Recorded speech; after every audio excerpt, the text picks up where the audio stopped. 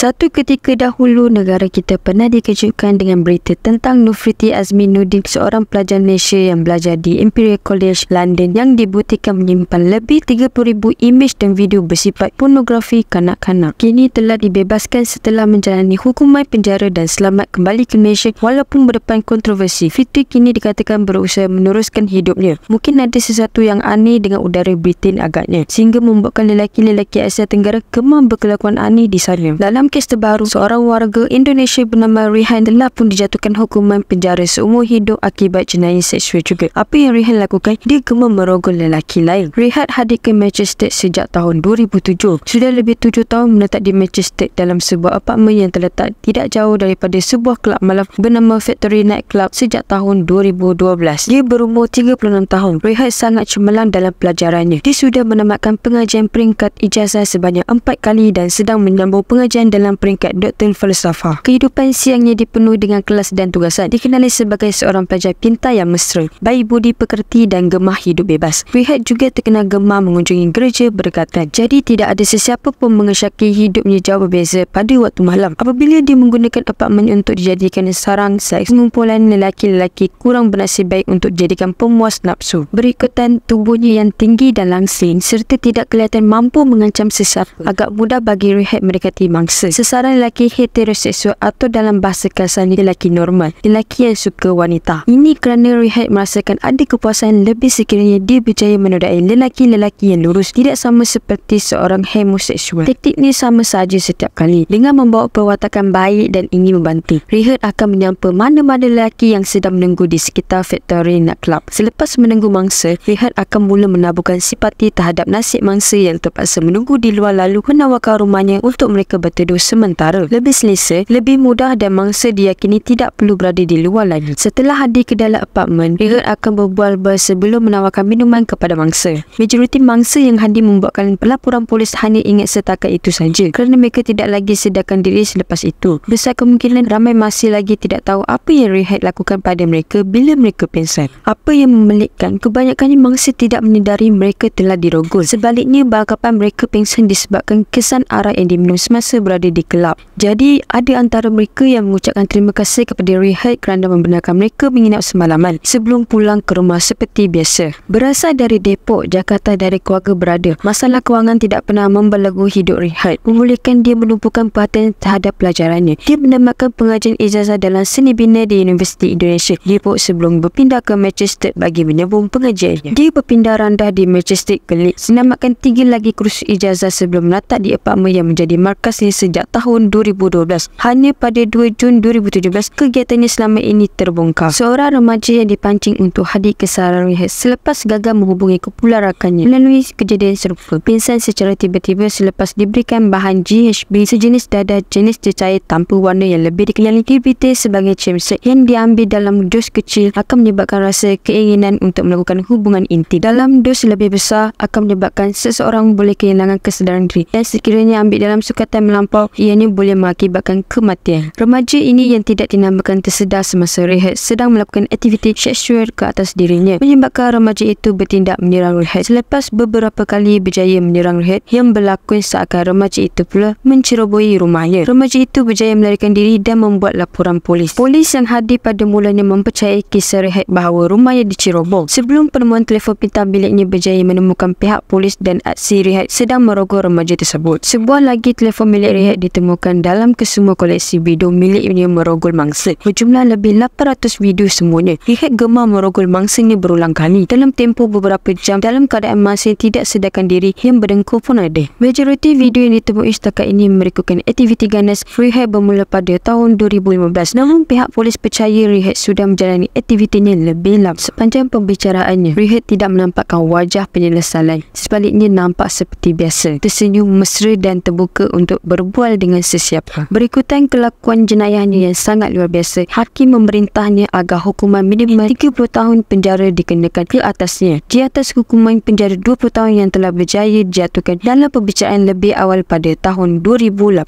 Kes yang berjaya dibicarakan setakat artikel ini ditulis hanya melibatkan 48 orang lelaki pelbagai usia, melibatkan 136 tuduhan merogol, 8 tuduhan cubaan merogol, 14 tuduhan serangan seksual dan 1 tuduhan serangan penetrasi seksual. Daripada video-video yang berjaya ditemui, pihak polis menganggarkan terdapat lebih 70 orang lagi mangsa yang gagal dikenali. Masih lagi besar kemungkinan tidak dari mereka telah pun dirogol beberapa kali.